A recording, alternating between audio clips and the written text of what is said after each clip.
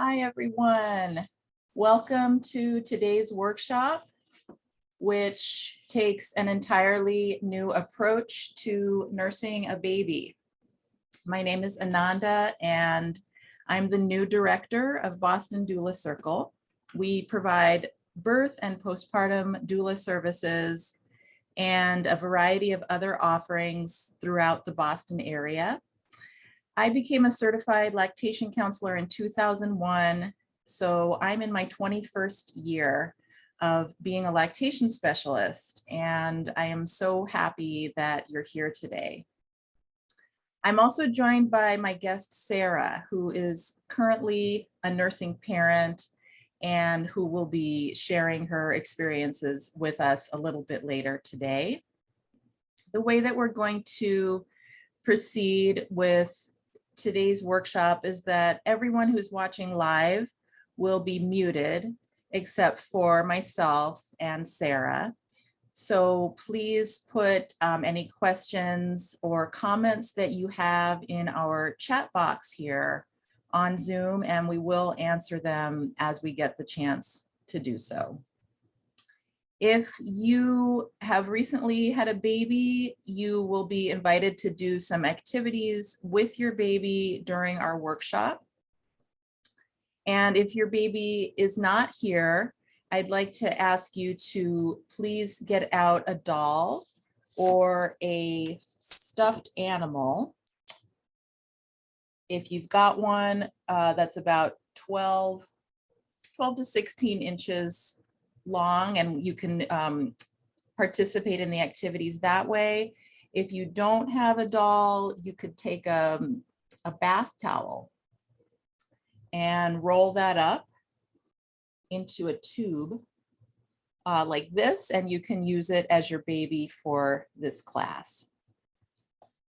So also I'd like to say a word about terminology. You're going to hear me use the terms breastfeeding, chest feeding, and nursing, and they all refer to the same thing. And the reason for the various terms is that people with different gender identities can give birth and nurse babies, and different people prefer to use different terms. So we use these variations in our vocabulary so that everyone is included. So just want to make sure you know what I mean when I use the different terms. And the last housekeeping item that I'll mention is that if we have any major technical difficulties today, for example, if Zoom was to crash or something like that, I'd like to ask you to just please log in again about 5 minutes later, and hopefully we'll all be together. So I'd love to start out by sharing and talking a bit about why I created this particular class. We are going to be approaching nursing a baby as a mind-body experience. Many people are interested in the mind-body connection. They're also interested in what we call mindfulness practices or embodiment practices. And all of these terms have a similar definition, which is simply feeling things in our bodies. That's the definition that I'm going to use today. And so these concepts refer to feeling the ways in which our bodies function physically, as well as feeling the emotions that our bodies express. And lots of activities can be described as mind-body experiences or embodiment practices. So over the years, my own embodiment practices have included things such as doing yoga, certain kinds of dancing, meditation, and also being a licensed massage therapist. All of those practices have helped me to feel alive in my body. They've helped me know where my body is in space. They've helped me feel a sense of accomplishment in my body. They've given me moments of pleasure and even euphoria They have counteracted depression, and they've been some of the greatest gifts that I've received in my life. And in some cases that I've shared with another person, for example, dancing. So those are some of the benefits of embodiment practices, is really feeling alive in our bodies and confident about what our bodies are doing. And I don't feel that way all of the time, but I know that it's possible. And I have had that experience many times. So I'm just gonna show that definition up here on the screen. And what I'd like to ask you to do is, for those of you who are watching live, I just would love to know if there are any mind-body practices that you have experience with, and that'll help us get to know each other a little bit. That'll help me get to know you. So if, again, if you're watching live, if you could drop some of your answers into our chat box here on Zoom, and let us know what are some mind-body practices that you have prior experience with.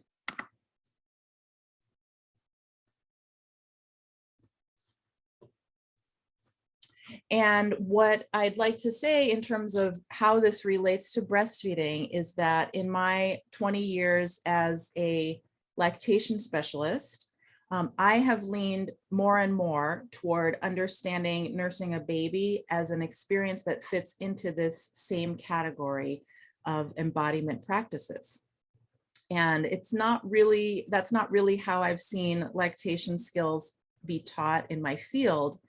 But when I work with my own clients, this is the perspective that comes through strongly for me. And when I approach nursing as a mind-body experience and help my clients learn this perspective, what I see over and over is that nursing goes from being a mechanical process that can feel like a burden or be painful or cause anxiety, and it transforms into an act that new parents can say that they truly, truly love. It becomes a source of pleasure.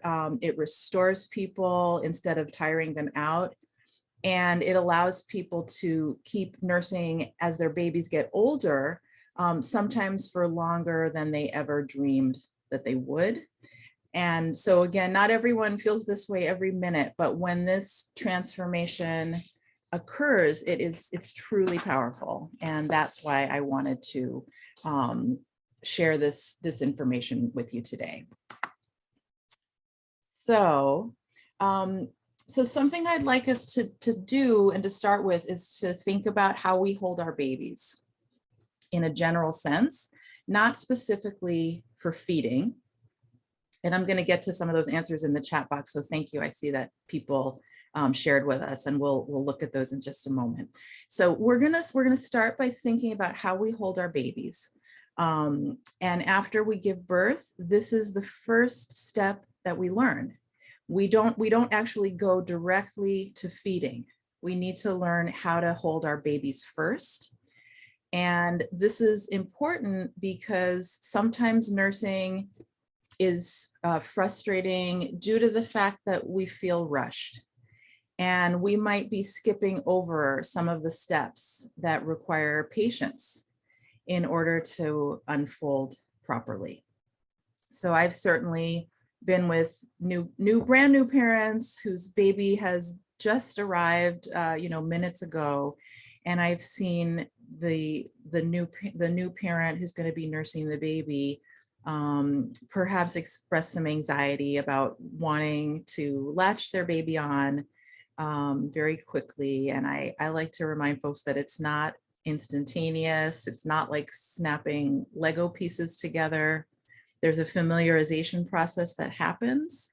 And the steps are very subtle, but we don't want to actually skip over them. We want to let some exploration happen. And that's going to lead us to latching. So right now, if you're already holding your baby, keep doing what you're doing. And if you're not holding your baby, or your doll or your towel, I'd like to ask you to go ahead and pick up your baby or your stand-in for your baby. Go ahead and do that, and we are going to wait. I'll wait for you to do so. And I'm just going to take a look while you're getting your baby. I'm going to take a look in our chat box and see what folks have to say here. Hey, Ananda, while you're looking, there was a question about whether this will be recorded. Yes, it is being recorded right now. So thanks for asking. Those of you who are watching live or who registered but aren't able to be here live will get a copy of the recording. So here's some of the things that people mentioned. Oh, and someone said that their baby, it's about time for their baby to nurse as they're watching this live. If your baby needs to nurse, please go ahead and do that at any time. Breastfeed, bottle feed, whatever your baby needs, and you'll still be able to participate as we go along. So just some of the things that people mentioned: yoga and meditation. Someone mentioned Reiki, which is a type of energy healing as a mind-body practice. Yoga, dance, something called zero balancing. I'd love to know more about what that is. Cranial sacral work. That is a type of body work where my understanding is that the practitioner uses their hands and makes very, very small and subtle movements to connect with the body of the person that they're treating. It really does involve a lot of subtle awareness of what's happening in the moment. Yoni steam. I have an idea of what that is, but I'm not sure I'm able to define that exactly. So maybe someone can give us some more information about that. Someone says that sometimes my journaling practice becomes a mind-body practice as well. Massage is essential. Tai Chi. Someone mentions Tai Chi in water. That sounds fantastic. Physical therapy. That is a great way to think of physical therapy. Yes, physical therapy can be used to teach us how our bodies are functioning and to bring awareness to our bodies. Meditations daily in the morning, guided on YouTube. Wonderful. I also like working with affirmations, crystals, astrology and divination, sauna and massage, ecstatic dance, social presencing, somatic relational therapy. So these are wonderful. And then someone says, I have no time for mindfulness, but I would like to try to make time. It's hard, and I can understand that. So I'm glad that you're here, because we're gonna practice mindfulness together. So prayers and praise singing in the morning. Thank you so much. So what I'd like you to do now is to hold your baby, whether it's your real baby or a doll or even the towel. If you don't have your real baby with you, I'd still like you to practice with us and really start to tune in and use your focus, even if you don't have your real baby with you. And what I'd like you to do is to hold your baby or your doll in a position that feels as relaxed and comfortable as possible for you. So I'd like you to be sitting down. Unless your baby is awake and your baby needs to be comforted with movement, and in that case, feel free to stand up and bounce or walk your baby around. But most of you will be sitting down, and we're going to do something like a guided meditation right now. And we're going to focus on how your body feels when you hold your baby and how your baby's body feels to you. So you can do this activity with your eyes open or closed, whichever is most relaxing for you. So I'd like you to start by noticing the general orientation of your baby's body. So are you holding your baby vertically, horizontally, or at a diagonal? So just notice the positioning of your baby's body. And notice whether this is the most comfortable positioning for you, or would you like to adjust your baby's positioning just a bit? Next, I'd like you to notice the arrangement of your own body. Are your feet flat on the floor? Or are your legs crossed a bit? Is there any tension in your legs? And if so, can you adjust your positioning a bit so that your legs are more relaxed? We always want to have this option of adjusting our posture a bit and not freezing into place. Notice whether you're sitting up straight, or are you leaning back or leaning forward slightly. Is your body in contact with an armrest or any other objects? And once again, are you fully comfortable, or do you need to adjust your torso? Do you need to move the objects around you in order to be more relaxed? And start to notice the qualities of how your baby feels in your arms. If you have a doll, you can perhaps close your eyes and imagine what I'm describing. So first, notice your baby's skin temperature and see how your baby's skin temperature probably feels similar to your own. If you're able to touch your baby's hands or feet, they might be slightly cooler. You can also touch your baby's skin near the neckline of their shirt. So you could reach into the front of the shirt at the neckline. You could reach behind the neck and place your hand kind of down below the neckline of your baby's shirt. And this area might feel a little bit warmer. So just notice the temperature. Does this area of your baby's core feel a little bit warmer perhaps than the hands or feet? And just be aware that simply by holding your baby, you are providing a natural source of warmth for your baby.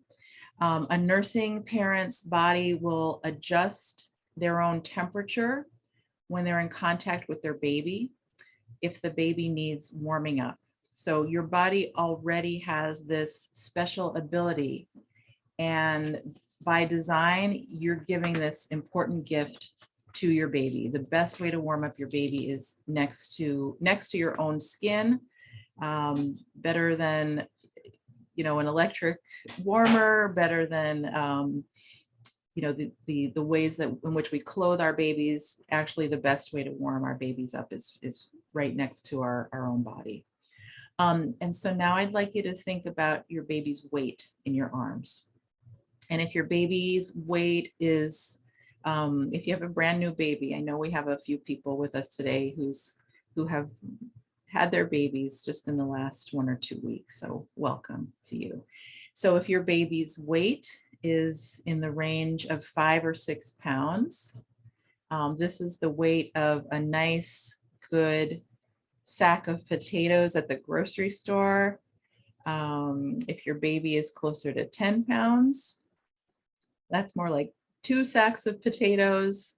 I hope you don't mind my metaphor. For some reason, I always think of sacks of potatoes when I'm holding a baby, and that weight is all packaged up in this wonderful little body.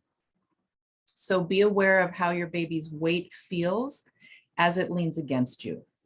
Notice which parts of your body are giving support to your baby's body. Is your baby resting firmly against your chest? Or is your baby's weight mostly sitting in your lap? Just notice what's happening here. Are your arms doing much work to lift the baby, or are you just lightly hugging your baby to keep him or her in place? And at the points where your baby's body makes contact with your body, does it feel pleasurable or enjoyable to have your baby's weight leaning on you. So just notice that point of contact and what's the sensation right at that point where your baby makes contact with you. Sometimes there's just pleasure from feeling that contact.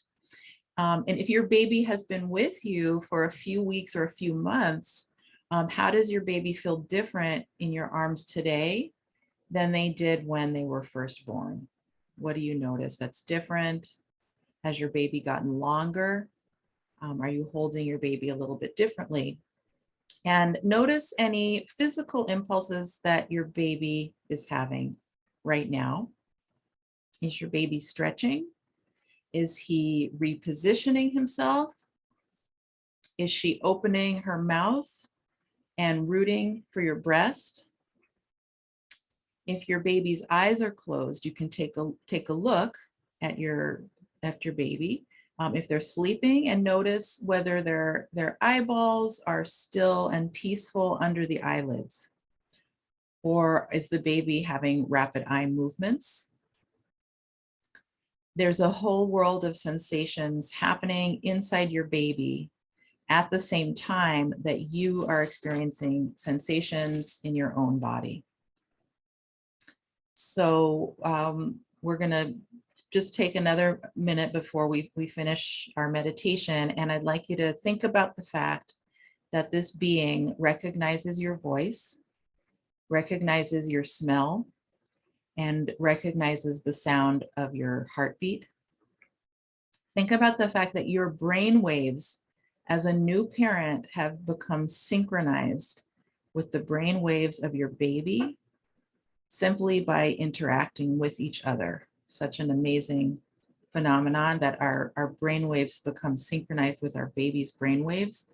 And even when you are sleeping, a nursing parent and baby tend to wake up together to breastfeed or chest feed because of this brain synchronization. So really an amazing design.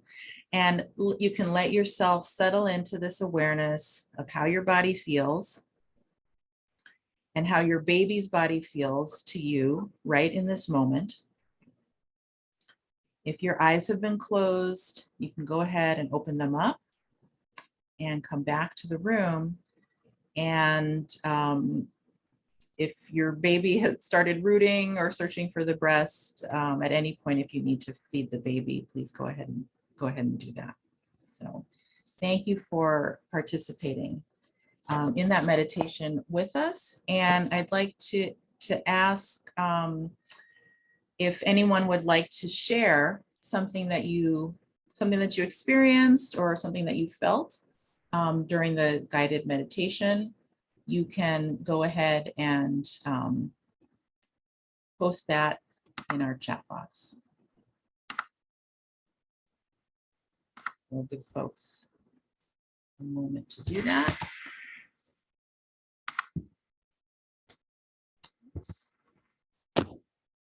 Okay, so what did you notice? What did you experience? What did you feel during our meditation?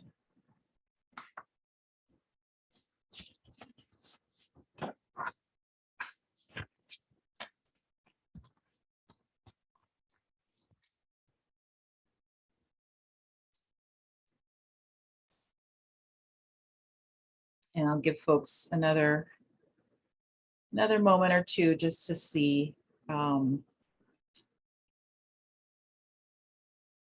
what people experienced and share anything that you'd like in our chat.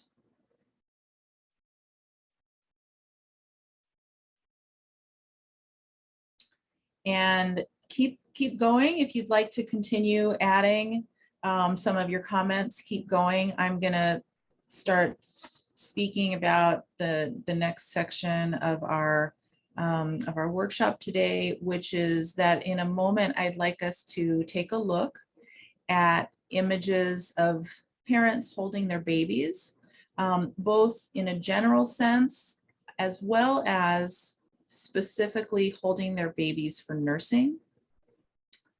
And the reason that I'll be showing you the following images is that the way we hold our babies and the techniques that we use for feeding our babies, these are learned behaviors. Learned behaviors are often acquired by observing other people do the activity that we need to learn. And this is also true for other animals. They learn some of their behaviors by watching others of their own species. So when it comes to nursing, we live in a society right now here in the US where oftentimes this activity, the activity of nursing a baby, it's almost entirely hidden. And I'll say that in our kind of our mainstream culture might be a little bit different in different subcultures, but in our kind of larger national culture, breastfeeding is right now, it's almost entirely hidden. And this is a huge obstacle. It's one of the main factors that makes nursing or learning to nurse harder than it needs to be, is that we don't have that opportunity for visual learning. And yet we'd like to be doing, you know, we're hoping and planning to do this behavior, which is a learned behavior. So let's take a look at some images. And I'm going to start with this one right here. This is a sculpture from the area of Mexico, and it's estimated to have been created from during the time period of about 250 BC. And so among these images that I'm going to be showing you, the babies and the way that their parents are holding them have several things in common. One is that the babies are often seated in an entirely vertical position. So we can see that here. Sometimes the babies are sitting at a diagonal, and what's rare is to see them positioned horizontally. So a vertical position, like what we see here, this baby is nursing.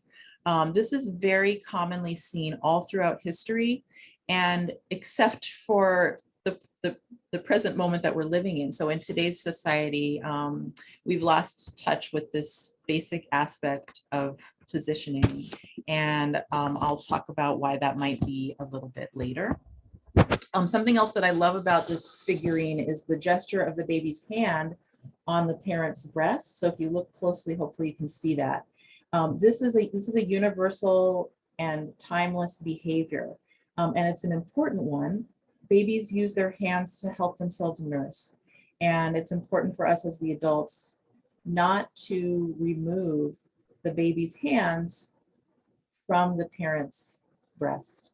But again, that's something we've lost touch with in modern times, and we often see parents and even medical staff in hospitals. We often see them arm wrestling with tiny babies to move their hands away. And so again, I'm going to talk a little bit later in a few minutes, or talk a little bit more in a few minutes about why the baby is using their hands and why that's so important. So these next couple of images that we're looking at, on the left, we have a sculpture from Greece, and on the right is a Roman sculpture. These are estimated to be from the same time period as the previous sculpture that we saw from the area of Mexico. So all from the same time period, around the year 250 BC, maybe a little bit later than that. These two sculptures right here, this is an example of a concept known as Kurotrophos. That's a Greek word, and these were artistic depictions of Greek goddesses who were in the phase of life of nursing their babies. So really fascinating concept. These kind of statues were found. They were very plentiful. And on the left, that baby is the sculpture on the left, the baby's not actually nursing, but it's still considered to be an example of this category of sculptures, the Kurotrophos sculptures, which was an aspect of a goddess when they were in the period of life of nursing their babies. And then the one we see on the right, that's more obviously nursing. And again, we see these babies sitting in an entirely vertical position. The one on the right is now, that one's now housed in the Vatican Museum. It's not specifically a Christian sculpture, but that's where it can be found. And then let's take a look at this next one. This is a sculpture from Egypt, and it's depicting the goddess Isis. Isis was known as the creator and the mother of all things, the supreme goddess. She's about to nurse her son, Horus, who actually became the sun in the sky. And again, we see the vertical position of the baby. Here we have a drawing by Michelangelo. This one's dated around the 1520s, and this is called Madonna nursing the baby Christ. And this one belongs to a category of artwork that was known during that period as Maria Lactans, which translates as Mary breastfeeding. So there were hundreds of paintings of this subject matter created by different artists during this time period. And it's interesting to think that people living 500 years ago, this was in a European context, but people living 500 years ago had more access to depictions of nursing than we have today. So this baby is upright. He's slightly at a diagonal. He's leaning toward his mother. He's resting his weight on her. And he's also making use of his hand on her breast, again, in that universal gesture. And I can say a little bit about why the baby's hands on the breast are important. This serves at least three purposes. One is that babies do a kneading motion on the breast, just like a baby kitten would do. And this stimulation of the breast is very important for creating high levels of milk production. So we don't want to interrupt babies from doing this. Number two, when the baby presses her own hand between her mouth and the breast, she's not actually getting her hand in the way. This serves a purpose. The baby is stimulating her own lips to activate her reflexes to latch correctly. So we want to allow babies to place their hands in between their own mouth and the breast. They will remove the hand once they've given themselves that stimulation. So we want to wait for them to do that. We don't want to try to, again, arm wrestle the baby's hand away. And the third purpose is that the baby is also feeling around for the nipple that's protruding from the breast. So feeling around with, the baby with the palm of their own hand to find that nipple. Once the baby locates the nipple, that's often when you'll see the baby remove their own hand, and the baby will dive with their mouth right for the nipple.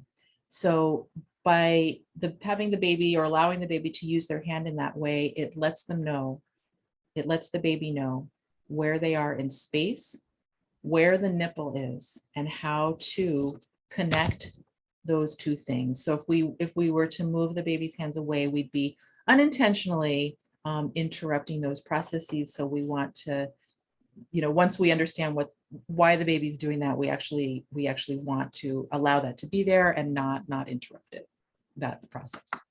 So I have a couple more pictures. In this one, we see a baby nursing who is a little bit older. I'm going to guess that this baby's about 1 year old. I'm not sure about that, but that's my guess. And it's hard to see the exact position of the baby, but he's not horizontal. This one's about a 45-degree angle in his mother's lap. So again, we're getting that positioning of the baby that's, either on a diagonal or closer to vertical. This drawing is called A Young Woman Arranging Her Hair and Nursing Her Distracted Child. The drawing was probably done in the 1790s, and the artist is Kitagawa Utamaro of Japan. And his drawings often focused on women kind of absorbed in the activities of daily life.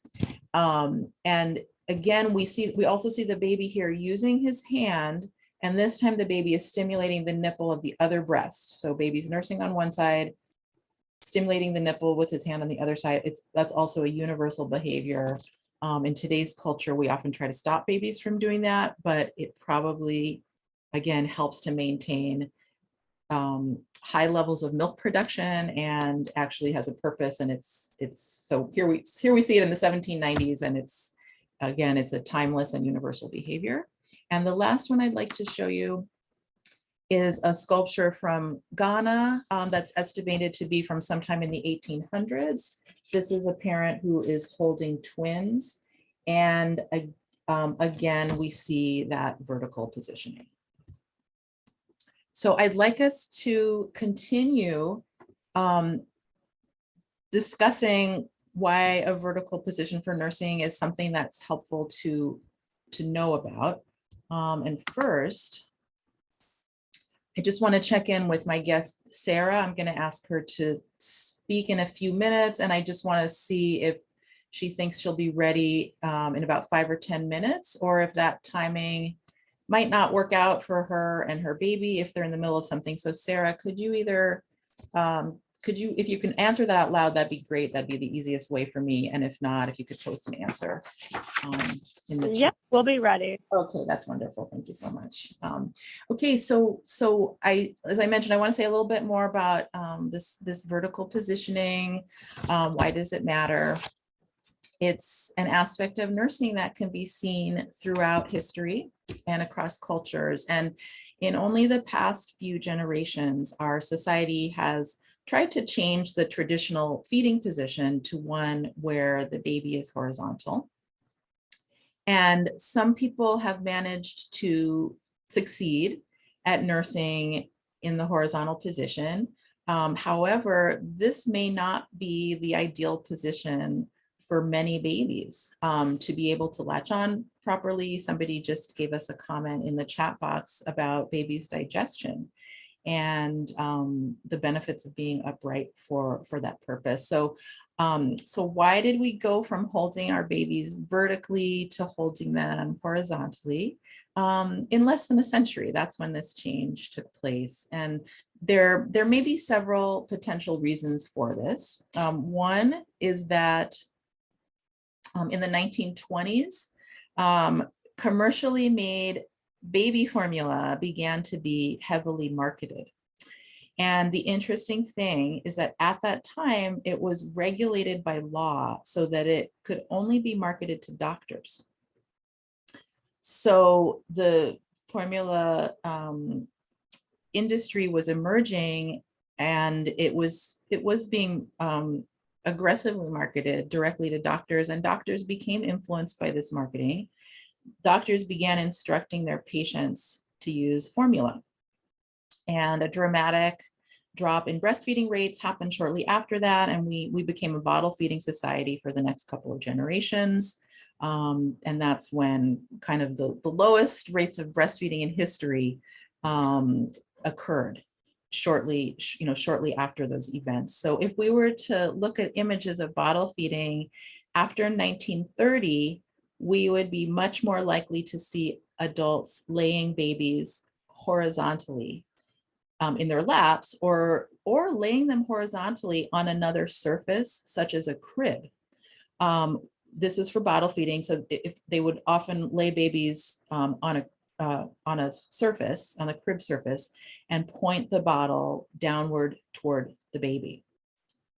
So I don't have time to show those images right now. Maybe at another date I will, but they can be found. We can take a look at what these images started to look like.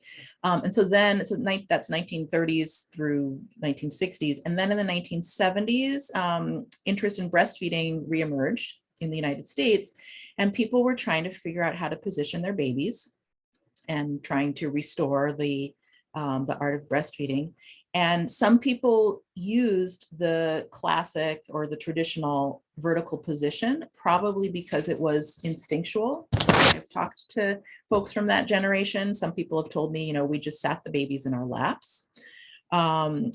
However, some people held their babies horizontally the way that babies are held for bottle feeding.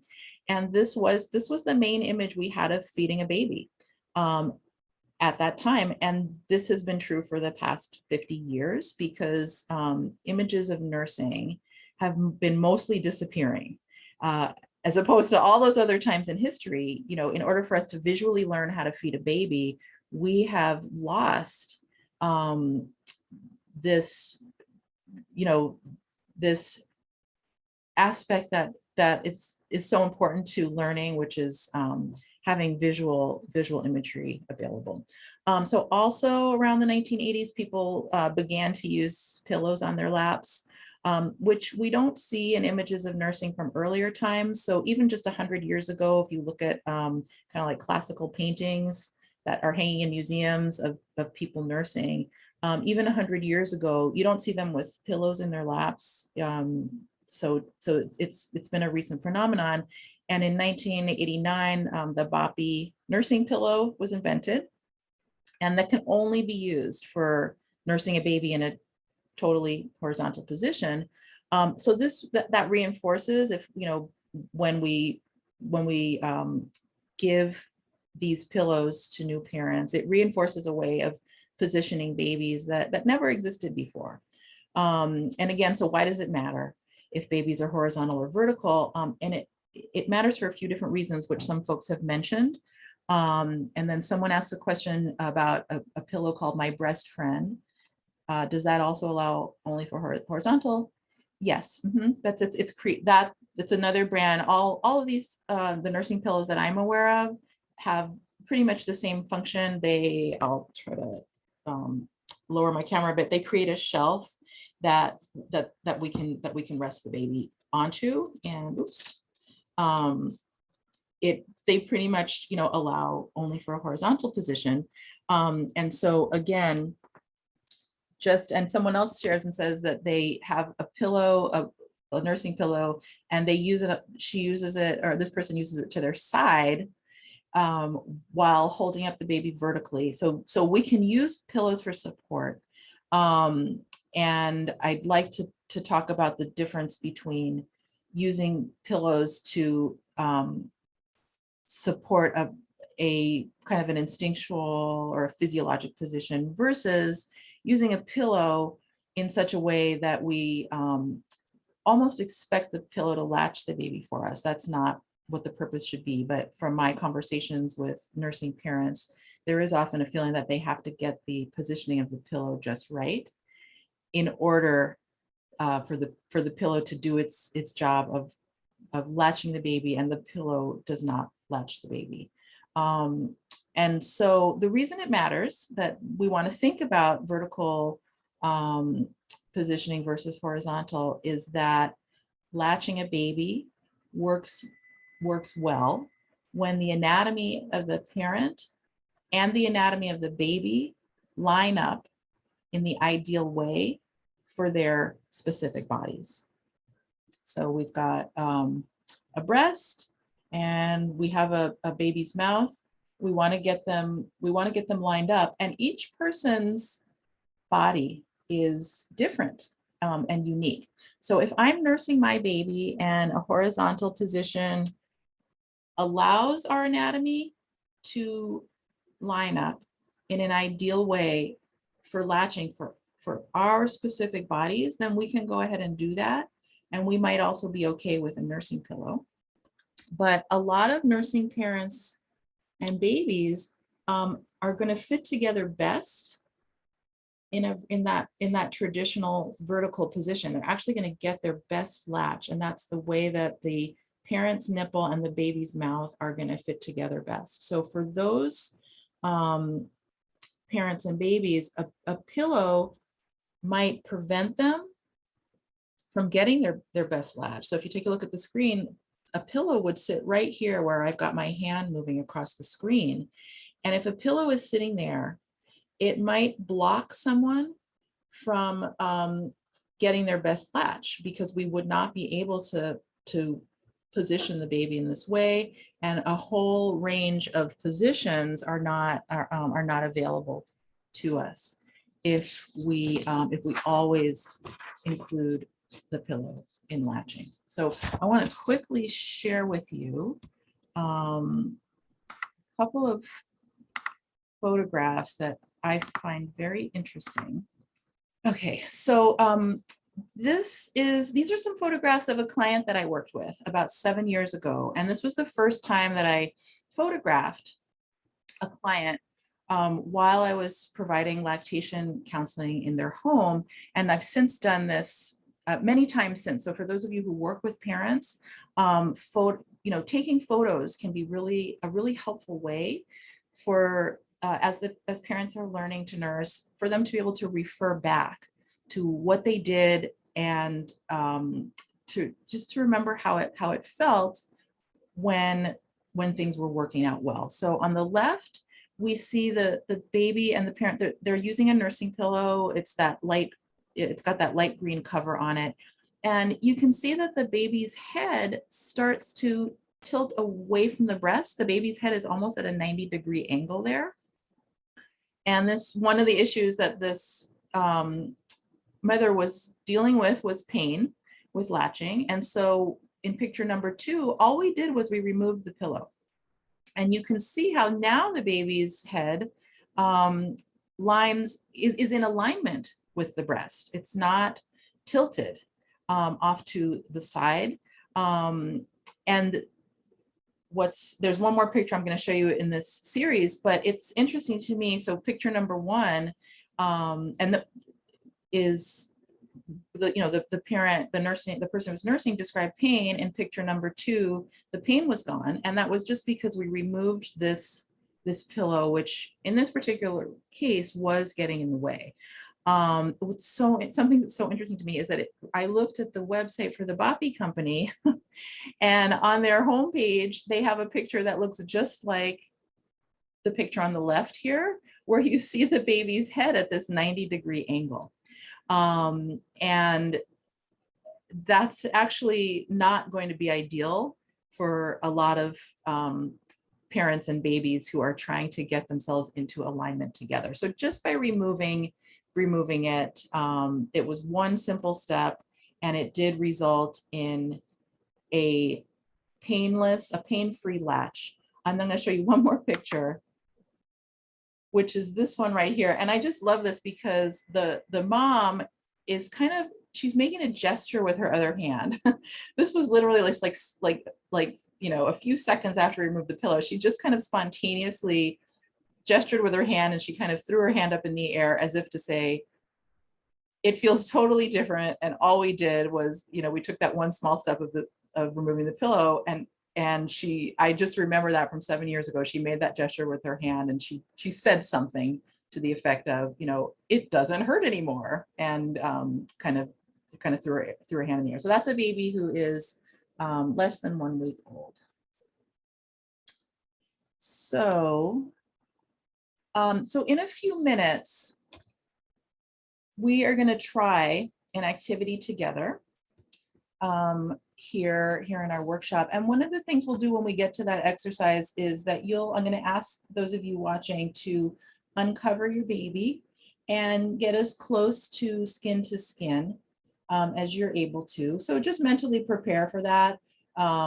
We won't be doing that right this moment, but I'd like you to think ahead to possibly getting ready to do that with us. Maybe you will unswaddle your baby, or you might remove their jumpsuit or a onesie if that's what they're wearing. So just wanted to let you think ahead to that. So before that, I would like to ask, I'm going to ask Sarah, who's my guest, to talk about her experiences. So Sarah, if you can come on. And if you start talking, I think that will make you our featured image on the screen. Okay, well, the timing really worked out because this is my little guy and he is eating right now. So, and he's also interested in smiling at me. So, Sarah, can you hear me okay? Sarah, hang on just a minute. I don't see you yet. Let's see. Can you go ahead and speak again? Yeah. All right. I'm speaking now. There you are. Okay, let me pin you.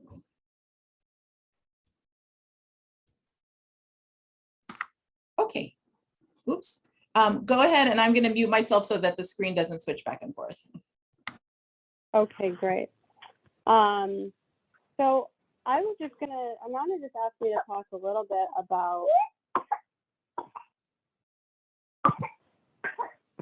sorry about that, about what breastfeeding was like for me when I left the hospital and what the journey has been like since then. This is my little guy. He is just over 3 months old, so he'll be sort of eating as we go. But just quickly, when I left the hospital really was the first place that my first real exposure to breastfeeding, other than some very small, situations. So really, it was my very first exposure. I had no idea what to expect or what I was doing. And when I left, I felt confident that my baby was getting enough. But at the same time, I had a lot of discomfort and pain that I had just accepted as normal, because I think, there's some narrative around breastfeeding that it's really difficult and can be painful. And I sort of just accepted that that's the way it was going to be for us. But in the back of my mind, I had this little voice that was like, this can't be right. Just the pain that I was experiencing, I was surrounded by pillows. I felt like I was suffocating by pillows. I felt like babies have been nursing, since for all of time, and yet what Teddy and I were doing in no way tapped into his instincts. And the other thing is I needed partner support. When we left, I needed my partner to help kind of like prop us up when we were feeding. And I just, in the back of my mind, I felt like this can't be right. But I sort of ignored it because I just sort of accepted, like, well, this is the way it's going to be. And I started over time Googling and, going to Instagram looking for some answers just related to the pain that I was experiencing. And I got connected to Ananda.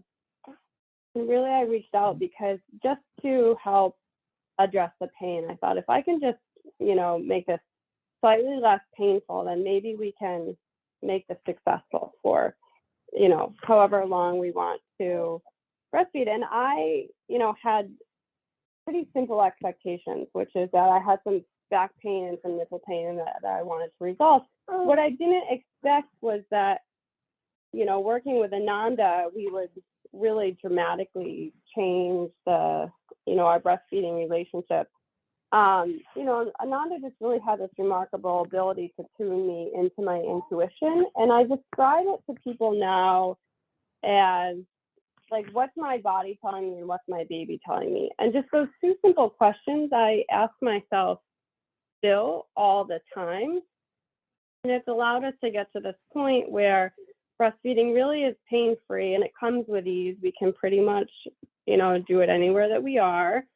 And, in talking with Ananda just the other day, it was really funny. We were talking about this and she said something like, you really have a lot of information available to you and, available within you, and that your baby is telling you. And I was simply ignoring all that. I was looking for answers on Google and Instagram, and ignoring just very pieces of information that were available to me. And I'll just give one example. I was having a lot of nipple pain on the left side, and I said to Ananda, I have this left nipple pain. And she said, well, where does it hurt? And I said, I don't know, the left nipple. And she said, well, is it on the top or the bottom or the left or the right? And I was like, I never thought about that actually. And so then I thought about it and I was like, okay, it's on the right side. And she was like, well, is it a pinching or is it a burning, or, can you describe it? And just sort of paying attention and asking myself these questions got me to a point where I could make micro adjustments and completely resolve the pain that I was experiencing. So that's sort of what I mean about, the perspective of what's my baby telling me, what's my body telling me, and listening to the information that's available to us.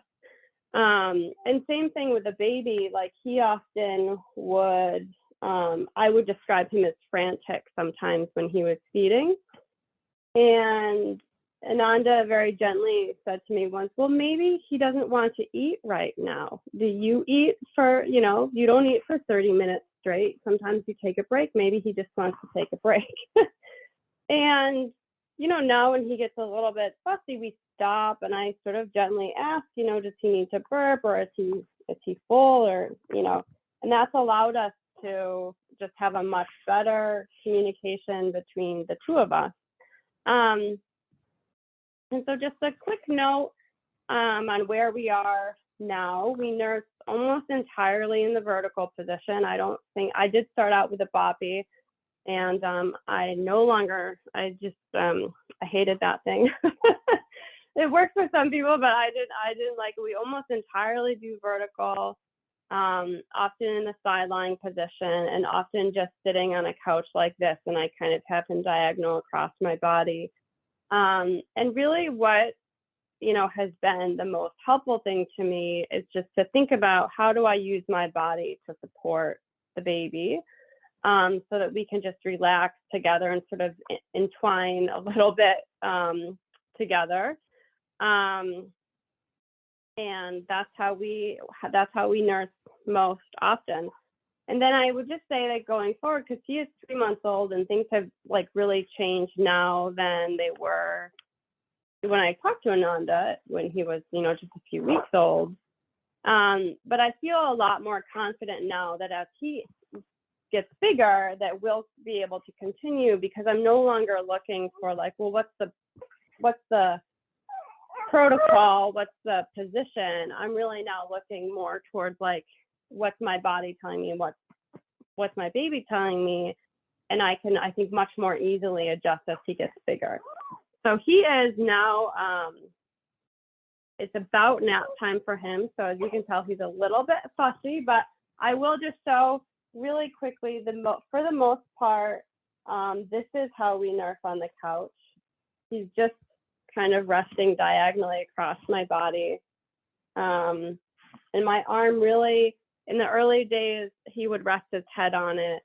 Now he has the head control. He's not really resting too much on it, but he's really, I'm just allowing him to relax on my body, and no support other than, you know, my body and him using a little bit of head control. And I did see somebody ask in the chat about C-section. I did have a C-section also. And I will just note that, you know, some positions we like to feed in a sideline position, and sometimes early on that was difficult just because his legs could kick the incision. But something like this, actually, the incision is completely protected. He's not touching it at all. So it did take a little bit of getting used to, but, you know, we're certainly at that. We got to the point very quickly that the vertical positioning, you know, did allow for protection of the incision. So, yeah. Anything else you wanted me to talk about, Ananda? No, that was wonderful. Thank you for sharing your story, Sarah. And what I'd like us to do now is to take a break for just 5 minutes. And it's 1 o'clock for those who are watching live. So let's come back at 1:05. I'm gonna pause and I'm gonna take a look at the chat and see if there are other questions that need to be answered. And then we're gonna do another activity together and finish up in about half an hour.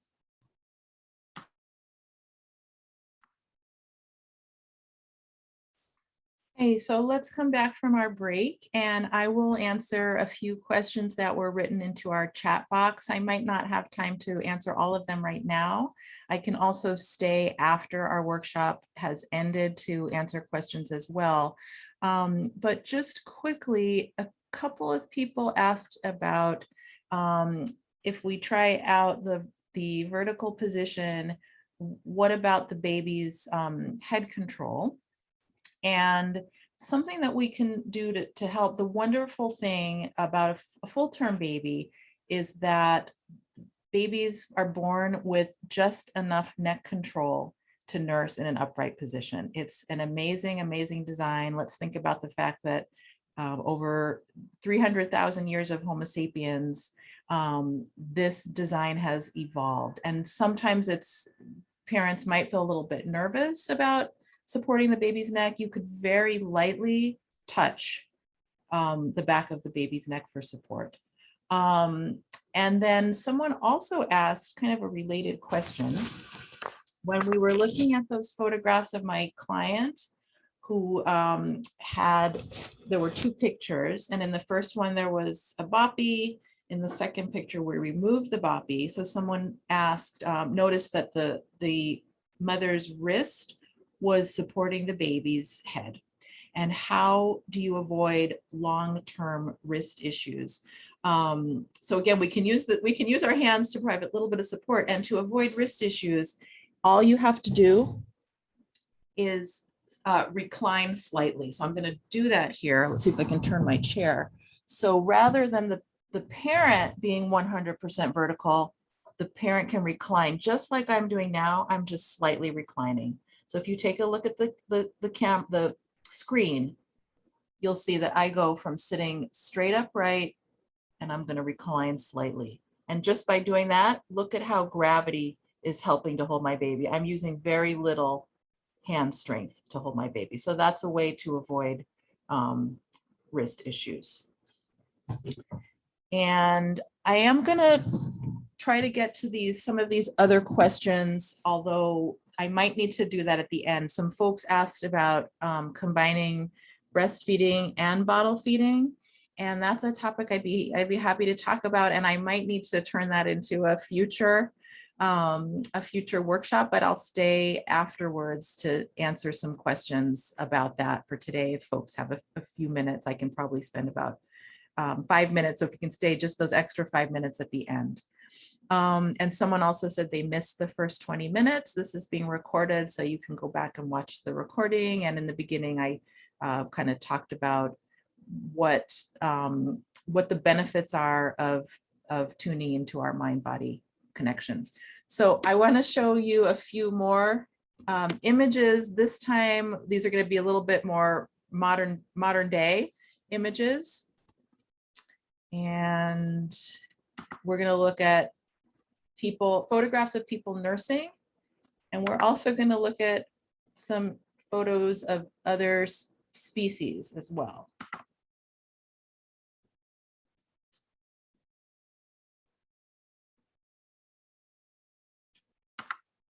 And actually, okay, I just wanted to make sure we are recording. Yes, we are. All right.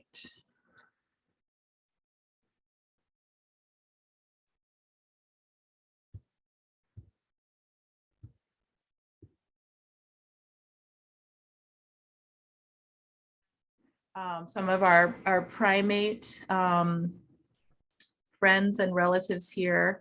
Something that I enjoy doing for fun is to simply go onto the internet and Google, do a Google search or an internet search, and I use the terms primates nursing. So feel free to do that if you'd like to see what what some of our kind of biological relatives do and how they nurse their babies. On the left side, we have a picture of a baboon parent and baby. You see the vertical position in both of these photographs. Baby is nicely directly facing the parent. Something that I think is interesting in the picture on the right, I believe that's a monkey that's found in India, and baby is upright, and also the baby is really tilting its head backwards they're tilting the head back quite far. And oftentimes people will ask me, is it okay that my baby's head is hanging back? And someone also asked in the chat, what do you do about neck control for the baby? And again, babies are designed to at birth, to have just the right amount of neck strength for nursing.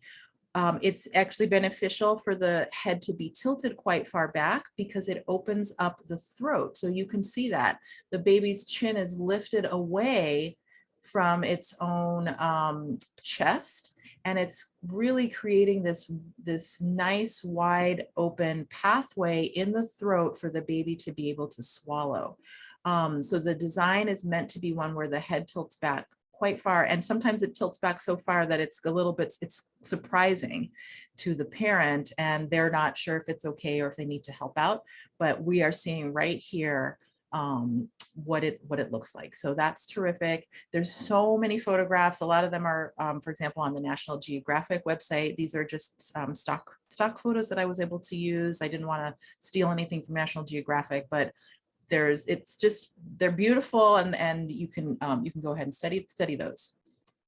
So next we have, let's see, we have our some humans, and here we've got babies nursing in the upright position. In the photo on the left, we see also the baby is getting their hand involved. They're very comfortably resting their hand on the breast.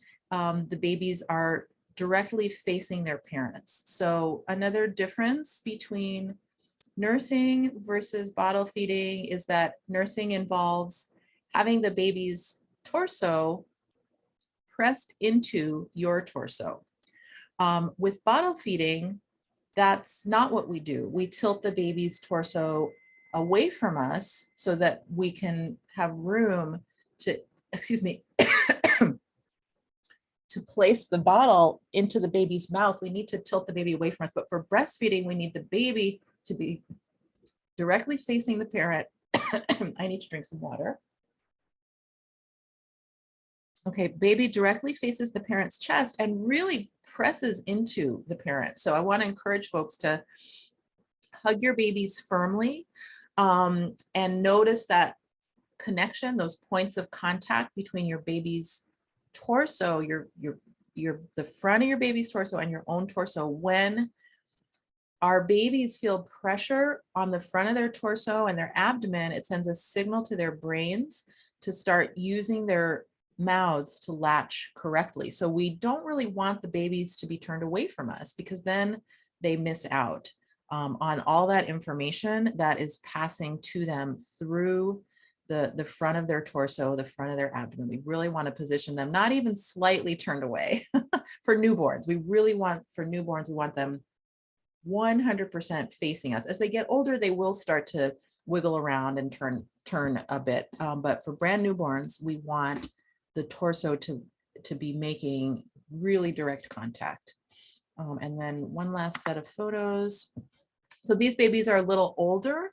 The baby on the left is kind of slightly in the area of the baby's hips. The baby is slightly turning away, but at the top of the chest, the baby is pressed into the parent's chest. We also see that baby, if you look closely, the baby's hand is stimulating the nipple on the other breast. Again, it's that universal behavior that is just seen all throughout history and across species even.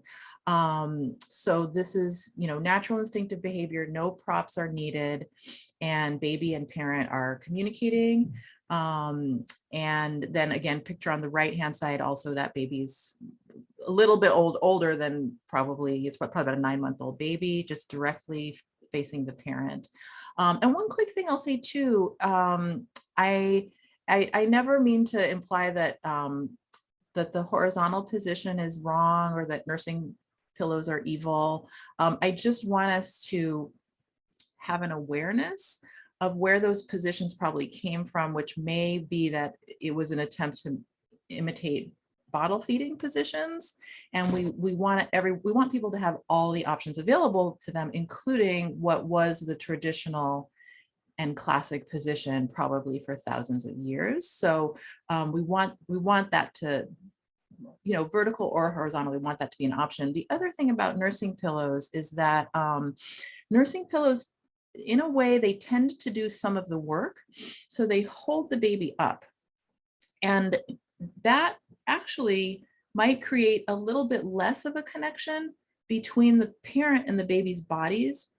Whereas if we remove the pillow and the parent slightly reclines, then we allow gravity to hold the baby onto the parent's body, and you have more of a solid connection and a sharing of weight between the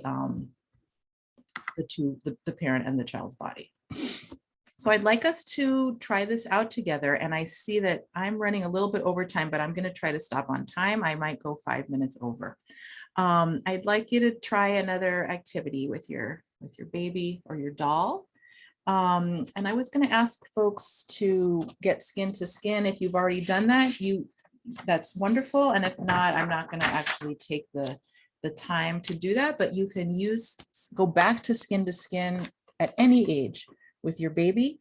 And just like, if we touch someone over their clothing, or if I get a massage over my clothing, that feels nice. But if I do that same massage directly on the skin, I'm getting so much more sensory input and information. So you can go back to skin contact, even if your baby is not a newborn anymore. And that direct skin contact is going to give you and the baby a lot of information that will release your natural reflexes on the part of the baby and the parent to nurse more comfortably. So I am going to invite you to try holding your baby vertically right now. If you have a newborn baby, they tend to pull their knees up in front of their body, kind of the way I'm demonstrating right here. That's fine. You can allow them to do that if that's what the newborn is doing. An older baby might stretch out a little bit more. And we're just going to get that baby into position. This is not necessarily for feeding. Let's just try out vertical positions, and we don't have to put pressure on ourselves to combine this with feeding right away. And so I also mentioned leaning back slightly. So I'm going to invite you to do that. You can scoot your bottom forward on the chair, and you can lean your shoulders back just about 5 or 10 degrees. So when we tilt back, oftentimes that means that we need a little extra support in this lower back area right here that I'm showing you on the screen. So you can go ahead and you can place a pillow at the lower back for some extra lumbar support to allow you to scoot your bottom slightly forward and your shoulders back. And so by leaning back like this, not necessarily nursing yet, see if you can notice how gravity holds your baby onto your body. So my baby's sliding down a little bit, but if I remove my hands, gravity does a lot of the work. And so just let yourself relax in this position for a few moments. Again, this is giving our babies that stimulation. Baby is leaning into us, and the front of the baby's torso is getting all that stimulation by really leaning on us, which is different than if it's a pillow that's supporting the baby. We actually can invite, we can support the baby with our own bodies, and then we're exchanging more information with the baby. And so you can just notice, does this position feel easy for you to settle into? It might feel very natural and comfortable, or it might feel awkward. If you've done a lot of holding your baby in a more horizontal position, this might, you might feel kind of unsure of what you're doing. So use that same sense of mindfulness that we tried out in the guided meditation at the beginning of this workshop, and notice how the baby feels in your arms. Are there any small adjustments to your posture that you could make to be more comfortable? Would you like to try placing your feet flat on the floor to ground yourself? Would you like to lean back even a little bit further so that gravity is helping even more to help keep the baby solidly on your body? If one of your arms is doing most of the work to support the baby but it feels tiring, would you like to switch arms? You know, you can try switching arms, or maybe use both of your arms. Right now, if you look at the screen, I'm just using my 2 hands. I'm just lightly hugging my baby. You can, if you'd like, you can try potentially nursing. And if your baby's not scheduled to eat right now, they might still respond. So it's fine if they do or don't latch. If you wanted to go for skin to skin, you might be more likely to get your baby to actually latch on. And let's see, a couple other pointers I'd like to mention is to again, you can take a look at the screen here if you'd like. Think about noticing the placement of your baby's face and your baby's mouth. If you take a look at what I'm doing here in relationship to the breast, we'd like the baby's mouth usually to be coming toward the breast from underneath the nipple. So that's what I'm doing right here in this position. And you might be able to see, I mean, I'm fully dressed, but you might be able to see that my baby is quite low, and my baby's mouth would be below my nipple here. Many people place their babies a bit too high. So I'm going to show you what that looks like. I see a lot of people placing their babies to breastfeed way up here. And what we really want is the mouth to be underneath the nipple. If it's up here, it's overshooting the nipple. So let's be aware of that, because babies are going to tilt their heads back, just like we saw with the little monkey. Babies tilt their heads back in order to open up this area of their throat so they can swallow comfortably. They're going to tilt their heads back. When they tilt their heads back, their mouth points up even higher. And that's why we want to start out with the baby below the nipple, so that when they tilt their head back, now the baby's mouth is pointing toward the nipple. So really study your baby's head right now. Take a look at your doll or your baby. And if the mouth is above your nipple, move their whole body downward a few inches until the mouth is underneath the nipple. And you can help the baby if the baby's awake, if they start opening their mouth, you can help the baby by firmly supporting them behind the neck and the upper shoulders, and really giving them that firm hug right there. We don't want to hold them behind the skull, not behind the skull. We want to slide because that's going to block the head. Slide the hand down to the neck and shoulders, and then firmly hug them into you. So you're kind of giving them guidance in that way. So keep going and trying that out. If you've got some questions about how that's going for you, if it's working for you, you can let us know in the chat box. If you have some questions, you can let us know that as well. And I'm going to share a few more tips on how to try out vertical nursing. Again, it's not required for everybody. It's just something we want people to have the option to do, that a lot of folks don't realize that they can try. So let me give you a few more tips.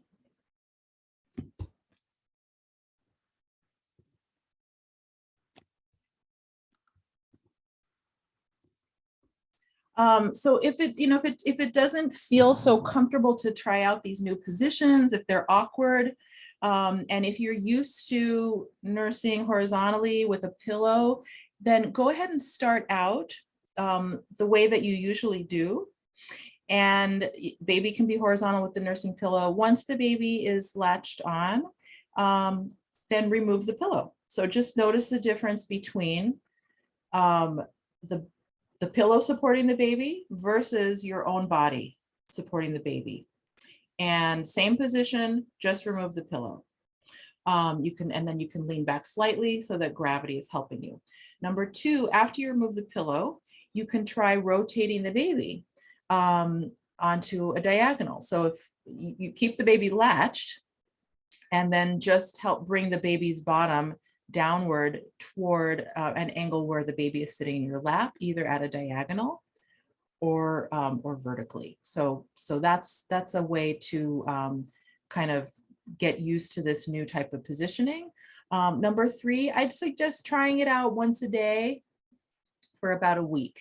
If it's awkward the first 1 or 2 times, I'd suggest not giving up on it.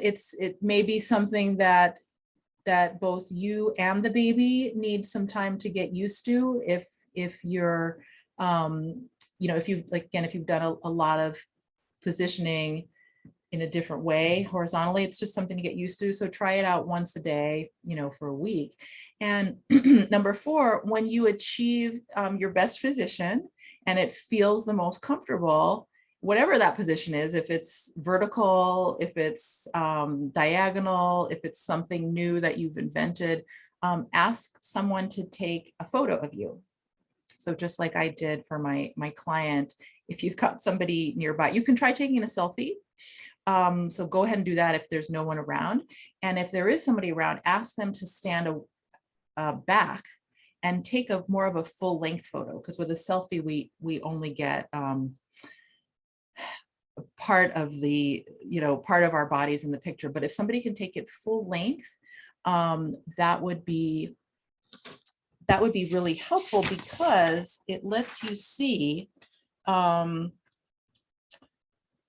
that for the baby, nursing it's a full body experience. So the baby is using their feet, their legs, their arms, and their hands, as well as their torso, their head, their neck, and their mouth, to position themselves to get a good latch. So we want a full body view of what the baby looks like and what you look like, if you can do that. And for those of you who work with families as well, if you can just ask them to borrow their smartphone, take pictures for them that they can keep and that they can refer back to. Number 5, you can practice holding your baby in these new positions when you're not nursing. So the baby can be awake or asleep. You can use the mindfulness meditation to notice whether your body is comfortable and what small adjustments can you make so that you are fully relaxed in these positions. So don't put the pressure on to do it always while nursing, but try them out when you're not nursing. And that was number 6. And then number 7, many people will find success with some of these new techniques after today. And for some people, an appointment with a lactation specialist would still be helpful. So you're welcome to contact me through the Boston Doula Circle website. Or you don't have to, it's not required for you to work with me. You can find another way to find a lactation specialist is to ask your doctor for a referral. So whoever your lactation helper is, you can incorporate what we discussed today. And sometimes we certainly do need the help of a professional, because we're trying to bring back a lot of this knowledge that has been lost. So we are going to be finishing up in just a moment. I just want to say thank you for being here today. And my hope is to continue this meeting, possibly on a monthly basis throughout the year, because I want folks to have support. So keep an eye out for an announcement about future dates. If you're watching live, I'll send you some information tomorrow about our next meeting. We might try out some new positions, and there are many other topics related to nursing that we want to support people with. And so I'm going to pause there and thank you for being here.